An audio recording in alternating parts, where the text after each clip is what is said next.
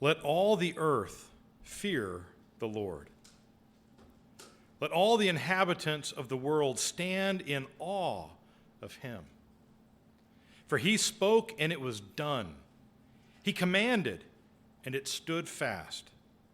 The Lord brings the counsel of the nations to nothing. He makes the plans of the peoples of no effect. The counsel of the Lord stands forever, the plans of his heart to all generations. Blessed is the nation whose God is the Lord, the people he has chosen as his own inheritance. The Lord looks from heaven. He sees all the sons of men. From the place of his dwelling, he looks on all the inhabitants of the earth. He fashions their hearts individually. He considers all their works. No king is saved by the multitude of an army. A mighty man is not delivered by great strength. A horse is a vain hope for safety, neither shall it deliver any by its great strength. Behold, the eye of the Lord is on those who fear him, on those who hope in his mercy, to deliver their soul from death and to keep them alive in famine. Our soul waits for the Lord. He is our help and our shield. For our hearts shall rejoice in him, because we have trusted in his holy name. Let your mercy, O Lord, be upon us, just as we hope in you.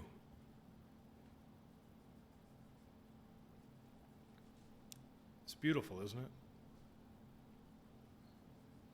It's a psalm written by David, Psalm 33 and verse 8. Beginning in verse 8 and continuing on through 22. Blessed is the nation whose God is the Lord. Those who look to him, who count on him, the whole nation is blessed. That's the title to my sermon today, brethren. Blessed is the nation.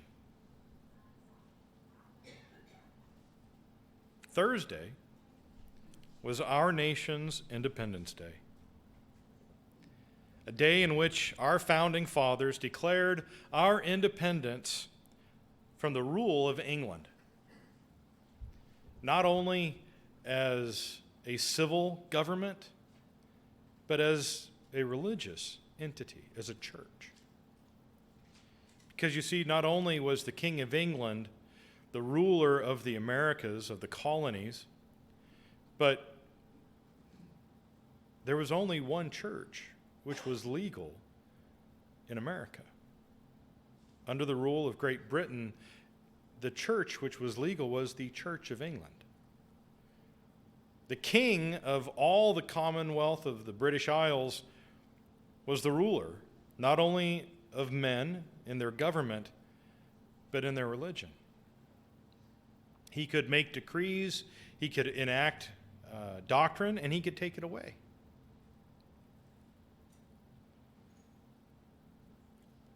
Our nation was founded, in spite of what some people would say today, as one nation under God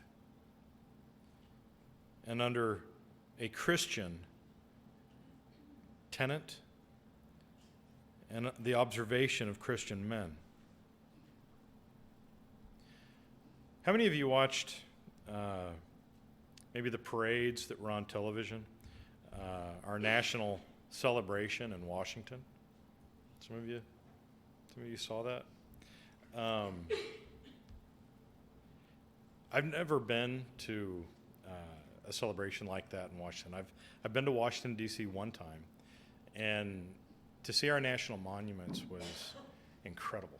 It was so moving to be there at night, to see the lights on the Lincoln Memorial, to go through Arlington Cemetery, to do a midnight tour, as it was incredible.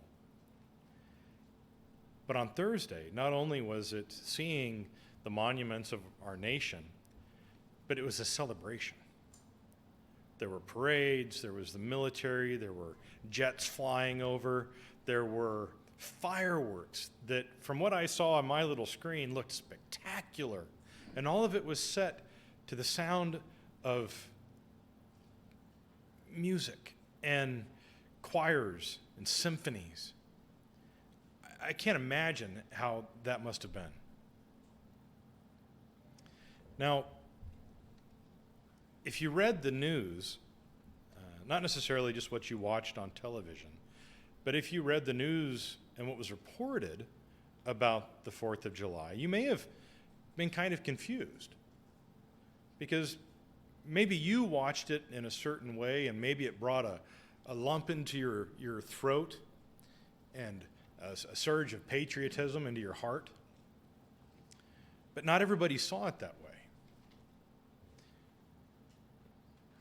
There were those who witnessed and took part in the 4th of July celebration in Washington and saw it as something incredibly patriotic, something to be proud of, to be proud to be an American.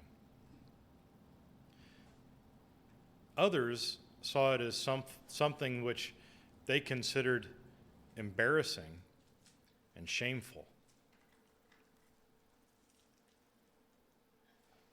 You know, after reading a few articles, I shut it off.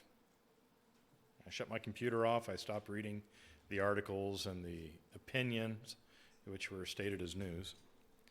I think I'd rather not trust the media to tell me what was happening, but to just watch.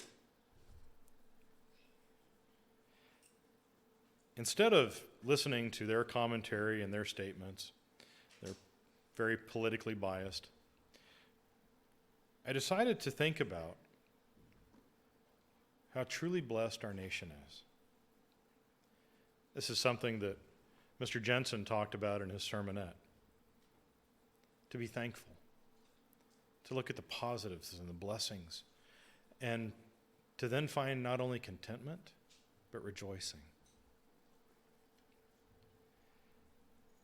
We live in a nation which may not be the nation that we grew up in. It may not be the same. We may feel that we have lost so much. And as we see things happening in the world and abominations being conducted not only by our fellow Americans, but within our nation's government, we may be like those in the Bible who sighed and cried. And yet, we are still the most blessed nation in the world today. I believe that other than the children of Israel, we are the most blessed nation in history.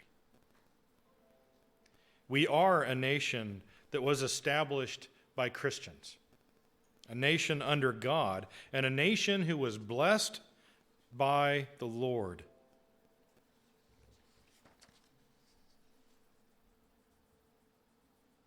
I know that for myself, I was kind of sitting there and again trying to overcome some discouragement after reading things and hearing what other people were saying, and a group that even in Washington, D.C. that decided they were going to burn the flag in front of our nation's capital. And then I thought, but even with all of that, there is not a single place that I would have rather been born in. There's no other nation in this world that would have afforded me the opportunities and the blessings that I've been given.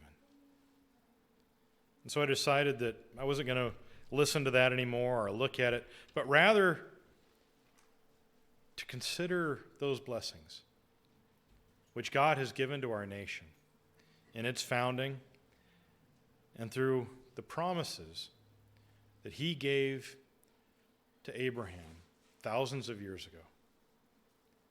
Now, we believe that in looking at those promises, that there are tribes, that we are a nation that came from a nation that became greater than the nation that it came from. I speak of Ephraim and Manasseh.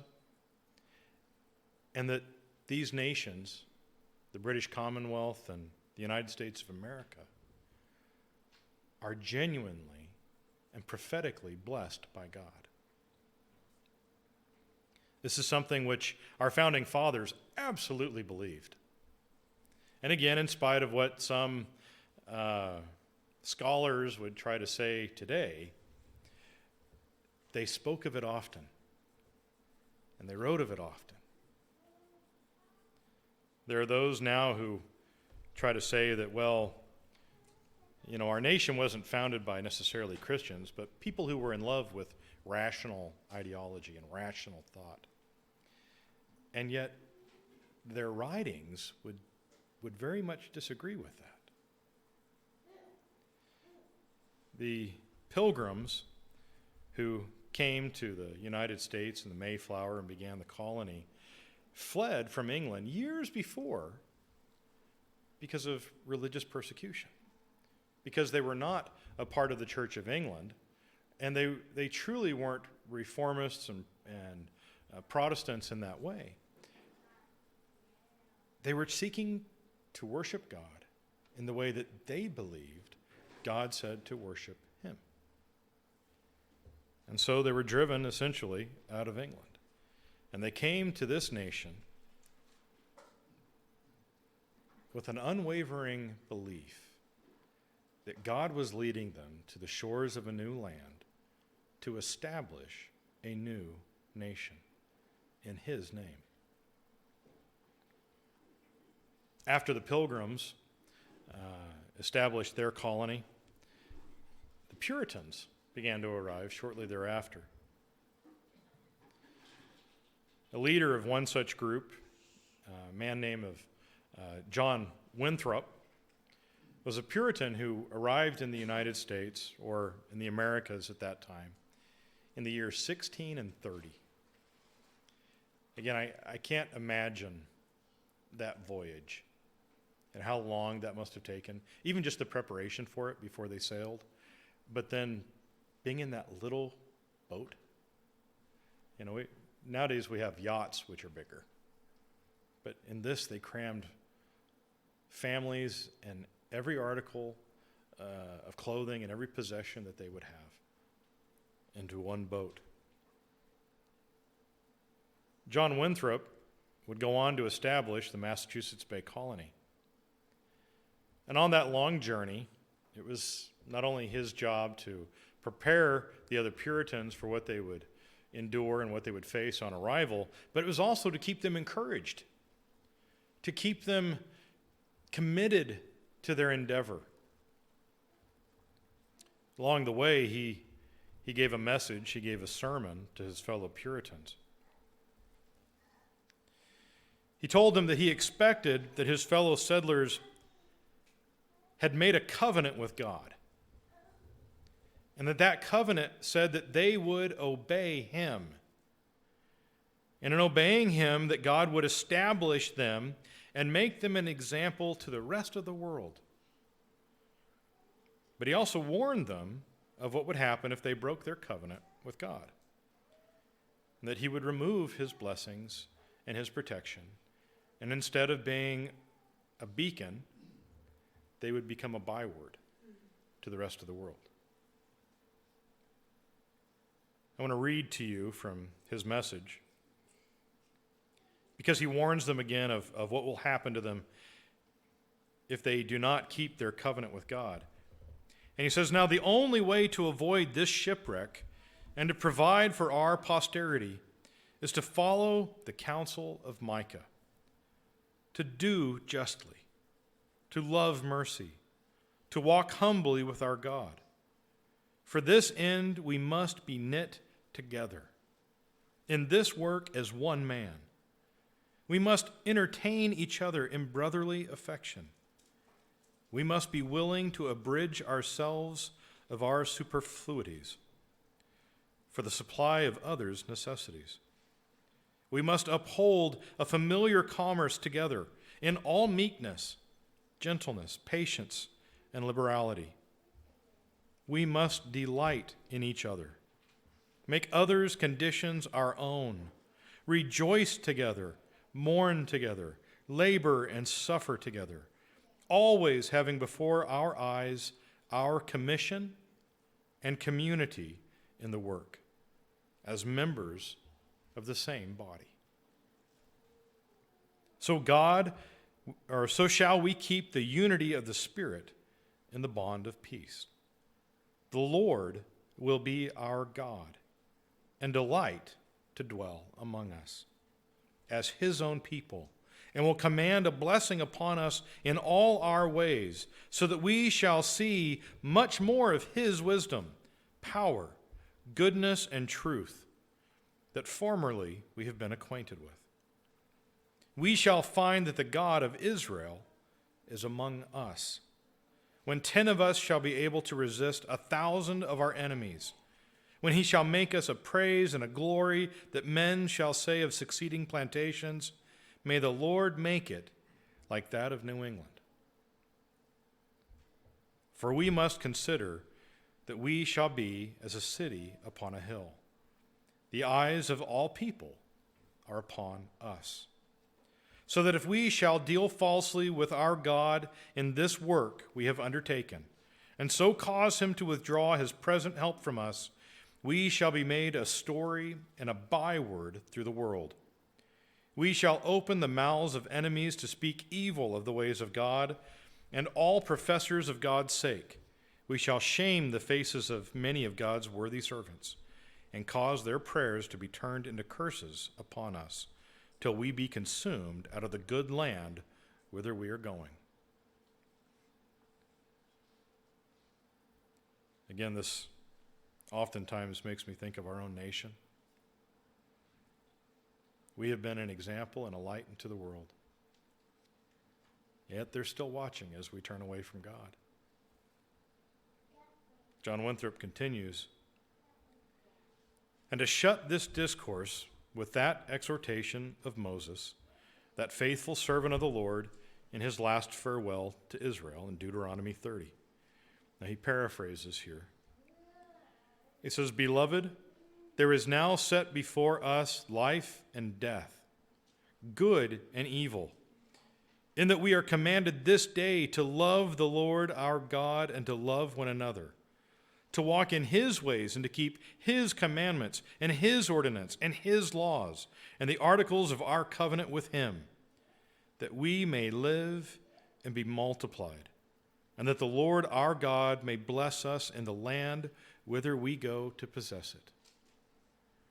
But if our hearts shall turn away, so that we will not obey, but shall be seduced and worship other gods, our pleasure and profits, and serve them, it is propounded unto us this day, we shall surely perish out of the good land whither we pass over this vast sea to possess it. Therefore, let us choose life, that we and our seed may live, by obeying his voice and cleaving to him, for he is our life and our prosperity." You see, they understood their role. Those very small, very few people whom God first brought to the shores of this land. They knew what they were doing. They knew what God was doing through them in establishing this new nation. They didn't know how it was going to happen, but they knew what they had to do. They also knew that God had chosen a people once before. And they knew what would happen if they fell away from God. See, God chose a nation and a people, Israel. And he also brought them across a vast space, a dead sea, a wilderness, to a land flowing with milk and honey, a land of future and prosperity.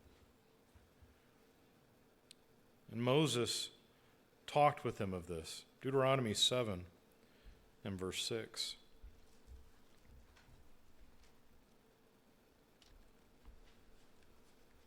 Deuteronomy, before Moses' death, he gives them essentially the law a second time. Because all of the generations who had left Egypt had died in the wilderness. Those who had first received the law, they were dead. And now there was a new generation about to inherit the promised land. Deuteronomy 7 and verse 6. For you are a holy people to the Lord your God. The Lord your God has chosen you to be a people for himself, a special treasure above all the peoples on the face of the earth. The Lord did not set his love on you, nor choose you, because you were more in number than any other people, for you were the least of all peoples. You know, when the Pilgrims and the Puritans came to our shores, nobody back in England was very sad. They weren't sad to see him leave. They were like, great. Oh, we're finally getting rid of those people. Other settlers that would follow were often small-time criminals and indentured servants. You know, the Americas, the colonies, and later on Australia was where they sent the people that England didn't want anymore. They got a free ride to the colonies, but then they had to work off essentially as slaves. They were not the most in number. They were the ones that the other nation didn't want anymore.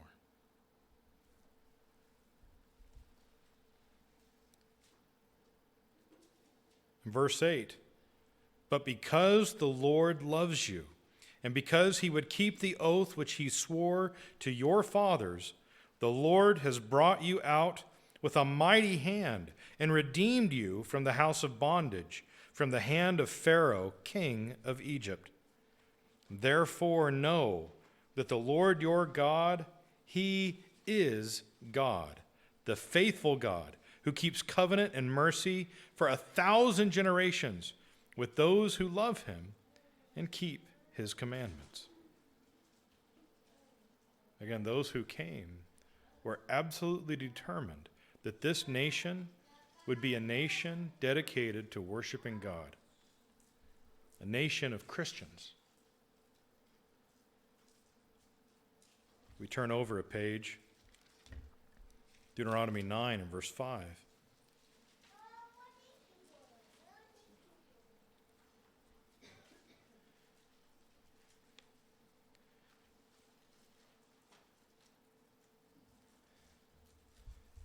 A lesson for us in America, in the United States, was the same lesson which Moses had to tell to the children of Israel.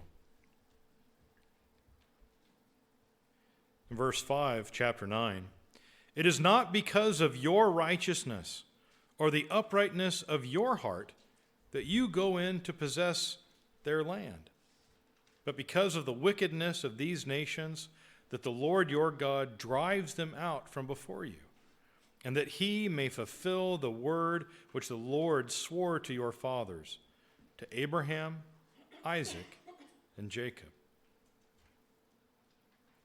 Again, brethren, we live in a nation that is blessed because of the faithfulness of our forefathers. Not only those who came over in those first ships, who came over absolutely committed to their covenant with God to worship him, but going back even further as a nation that would spring forth from another nation, from Ephraim and Manasseh, the promises of Abraham, that it would be a nation which would stand in their enemies' gates, that they would capture the ports of other nations, that where there was one, they would defeat 1,000 of their enemies.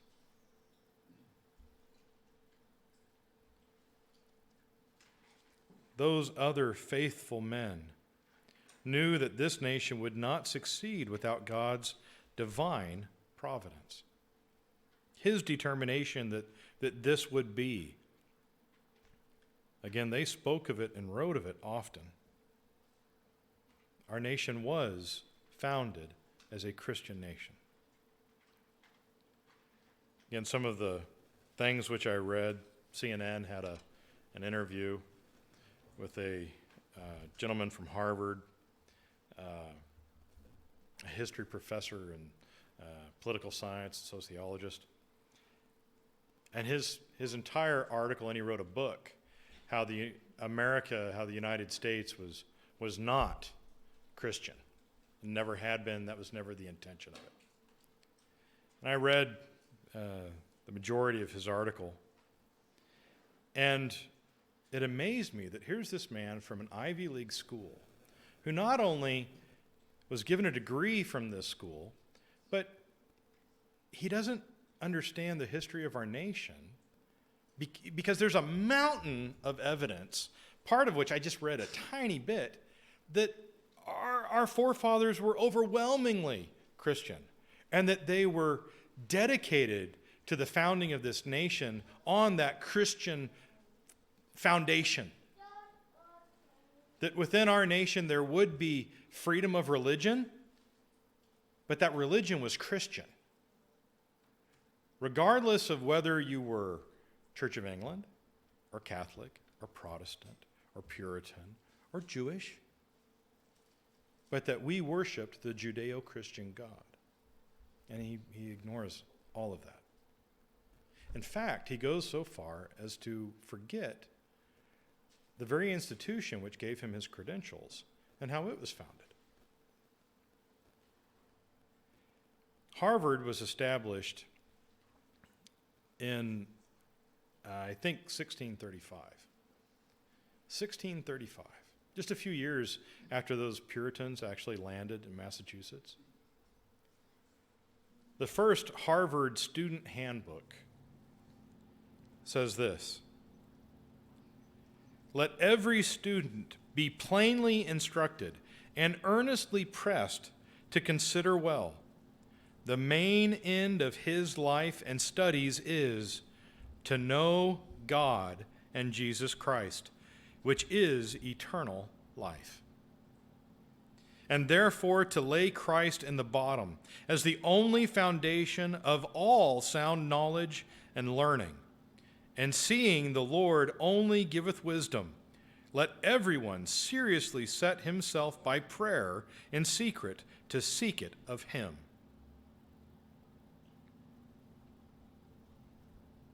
Do you think that's still in the Harvard student handbook today? It's not. The very foundation upon which their institution of higher education and intellect and thinking and reasoning was based on the Word of God. But they don't want to remember that. They think that they've gone above that. And they would like us to forget as well. We still live in a nation blessed by God. So many of the blessings which we have today are not because we today are righteous and faithful, but because they were. Because those who carved out a nation from the wilderness did so believing that God was leading them to it and with the commitment to obey him, to establish this nation in his name. And those promises go back all the way to Abraham.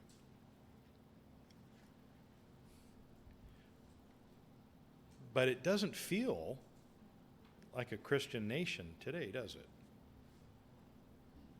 You ever feel like if you're a Christian, you're kind of being persecuted in society today? Yeah, absolutely. It's no longer politically correct to be a Christian. to actually stand on the principles of the Word of God. Things have changed very much. I came across this because of a statement which was given by Prince Charles from Buckingham Palace. He was addressing a situation. They had commissioned a study by the British government. According to a report that was ordered by British Foreign Secretary Jeremy Hunt, that the persecution of Christians in parts of the world is at near genocidal levels. The review, led by the Bishop of Truro, the Right Reverend Philip Monstephen, estimated that 1 in 3 people suffer from religious persecution. Christians were the most persecuted religious group in the world, according to this study. It's interesting because in these articles that I read, a religious and political leader in England who was Jewish said, you know, the Jews have been the most persecuted people throughout the history of the world, and yet now we look upon the Christians with pity, because now it's them.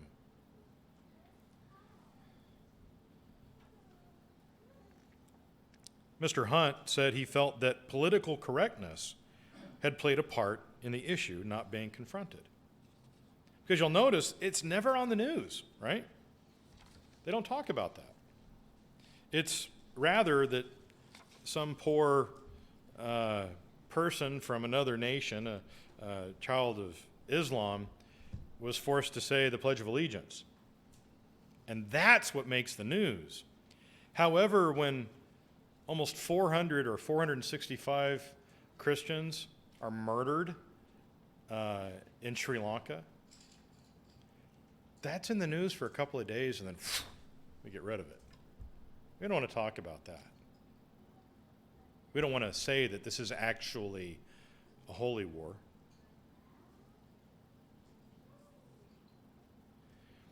The interim report states that Christianity faces being wiped out from parts of the Middle East. Christians in Palestine represent less than 1.5% of the population.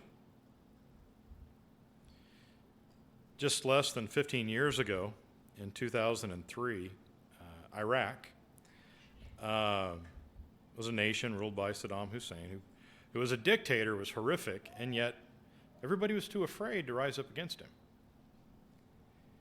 In keeping the peace, there were 1.5 million Christians in Iraq. Today, there are less than 120,000. Now, many of those Christians fled the nation, but all of those who didn't make it out were murdered and killed specifically for being Christian. The report goes on to state that evidence shows that not only the geographic spread of anti-Christian persecution, but also its increasing severity. In some regions, the level and nature of persecution is arguably coming close to meeting the international definition of genocide, according to that adopted by the United Nations.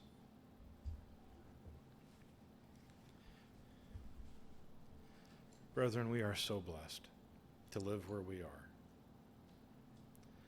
You know, in the opening prayer, Mr. Waltner thanked God that we have the blessing of being able to assemble ourselves together today to worship Him in the way that we believe He wants us to. We take it for granted. In so many ways, I think we're like the very sheltered and protected and, you know, maybe a little spoiled child where we don't realize how good we have it. But, you know, if we ran out of coffee or there's no ice cream, we're like, what's wrong? Because we don't know what tribulation is or persecution is. we have been protected. We have been very, very blessed to be in this nation that God has given to us, protected. Growing up, I first remember Gerald Ford as president, and then Jimmy Carter, and then Ronald Reagan. Well, I was a little boy, but I liked Ronald Reagan. He was cool. He was kind of a cowboy, and I liked the way he talked. He was so charismatic, and the things that he said, and it was kind of like John Wayne. He said this of our nation: if we ever forget that we are one nation under God, then we will be one nation gone under. Boy, things have changed a lot since Ronald Reagan, haven't they? In 2008, another president, then President Barack Obama, stated, "We are no longer a Christian nation." Yes, we have Christians, but we have Muslims and Jews and atheists too. We're not a Christian nation anymore. Brethren, when we hear those things, it should break our hearts, because we know the warning which God gave to Israel, the same warning that he's given to us, a land of promise, a land of prosperity, that if we turn away from him, then we will be driven out. So long ago, the man who actually led the children of Israel into the promised land was Joshua. He had served all of his youth under Moses. And then God chose him to lead them into the promised land. And before he died, he warned Israel of what would happen if they turned away from God. Joshua 23 and verse 15.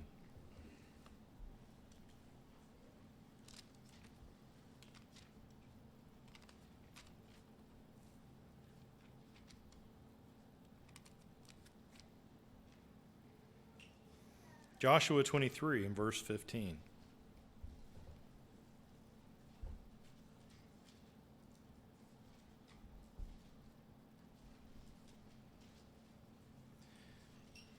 Therefore, it shall come to pass that as all the good things have come upon you which the Lord your God promised you, so the Lord will bring upon you all harmful things. There are so many things happening in our nation today.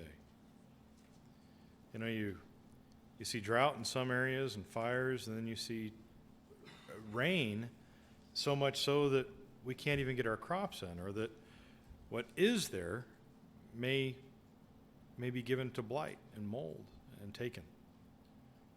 We have problems at our borders. We have diseases that are popping up in major cities in California that they thought had been eradicated. All sorts of things happening, from earthquakes to sinkholes. That protection is being lifted. It says, so the Lord will bring upon you all harmful things until he has destroyed you from this good land which the Lord your God has given you. When you have transgressed the covenant of the Lord your God, which he commanded you, and have gone and served other gods, it's not just idols, but as John Winthrop said, it's our own possessions, our prosperity. And bowed down to them, then the anger of the Lord will burn against you, and you shall perish quickly from the good land which he has given you. Brethren, we know that as our nation falls away from God, our nation, and those nations which sprang from Ephraim and Manasseh, we'll have our blessings and our freedoms taken away. If anybody actually realized how many of our freedoms are already gone, we would probably be shocked.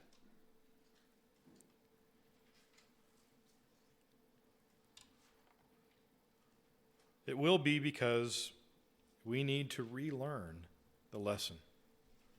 Relearn the lesson that was taught to Israel, that blessed is the nation whose God is the Lord. Turn with me to Ezekiel 37.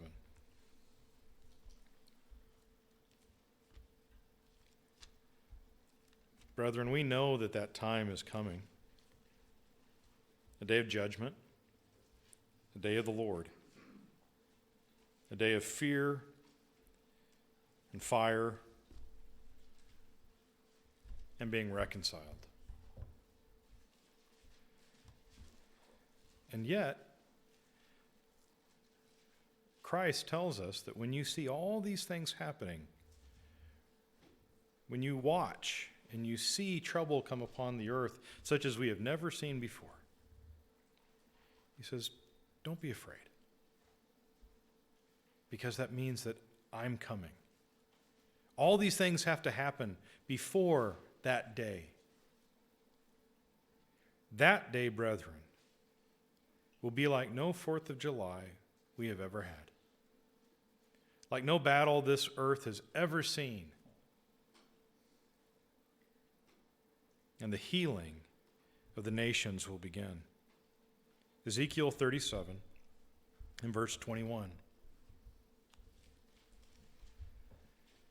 Then say to them, thus says the Lord God, surely I will take the children of Israel from among the nations, wherever they have gone, and will gather them from every side and bring them into their own land. And will gather them from every side and bring them, I read that. And I will make them one nation in the land, on the mountains of Israel, and one king will be king over them all. They shall no longer be two nations, nor shall they ever be divided into two kingdoms again. In our own nation today, it feels like we are completely divided. That will not happen again. They shall not defile themselves any more with their idols, nor with their detestable things, nor with any of their transgressions. But I will deliver them from all their dwelling places in which they have sinned, and will cleanse them. Then they shall be my people, and I will be their God. David my servant shall be king over them, and they shall all have one shepherd. And they shall also walk in my judgments and observe my statutes and do them.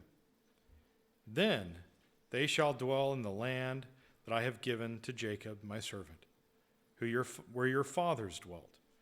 And they shall dwell there, they, their children, and their children's children forever. My servant David shall be their prince forever. Moreover, I will make a covenant of peace with them, and it shall be an everlasting covenant with them. Can you imagine true peace? Not just the absence of wars, which is how peace is defined in our world, but absence of conflict. There won't be any red states and any blue states. There'll be gold states. They'll all belong to God. We won't be divided because of beliefs or sins. We won't be separated because of violence. How peaceful would you sleep at night if you never needed to lock your doors? If there was never a worry or a care for that?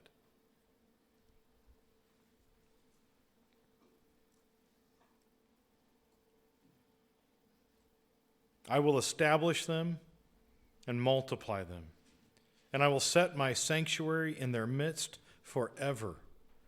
My tabernacle also shall be with them. Indeed, I will be their God, and they shall be my people. The nations also will know that I, the Lord, sanctify Israel with when my sanctuary is in their midst forever. On that day, brethren,